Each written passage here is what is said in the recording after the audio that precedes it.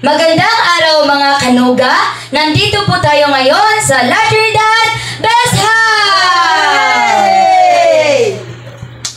At may isang nanay na magbabahagi ng kanyang karanasan sa paggamit ng mga Nugabest product.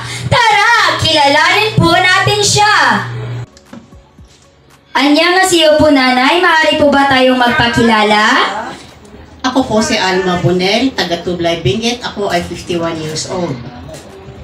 Tita Alma, paano nyo naman po nalaman ang Nugabest? Nalaman ko ang Nugabest sa pamamagitan ng pinsan ko na nag-invite sa akin na sumasalang din dito sa Nugabest. At dahil nga meron din akong mga karamdaman sa katawan, kagaya ng heart failure, tsaka yung pamamanas ng pamamaga ng kamay, tsaka pangangalay, tsaka masakit na braso, tsaka acid reflux, tsaka meron din akong heartburn. Mga ganun karamdaman po. Ako yung sa heart failure naman, nakakaramdam ako ng yung paninikip sa dibdib, tapos yung paghinga ko, yung kinukulang ko sa hangin, tapos nagpapalpitate po ako. Tsaka yung yung acid reflux naman, masakit dito sa lalamunan, tsaka sa tiyan po. Tapos yung kamay, yung nangangalay siya, sa shoulder, masakit sa mababa sa kamay. Malaking naitulong sa akin ng mga product ng Nugabest, kagaya ng N4, lahat ng mga heating pads, tsaka yung E5, dahil nakaramdam ako ng mga pagbabago sa aking katawan, kagaya ng sa heartburn ko, hindi masyadong umatake, tapos yung kamay kong nangangalay, medyo nabawasan na rin. Tapos yung ito sa lalamunan, hindi masyado nang sumasakit.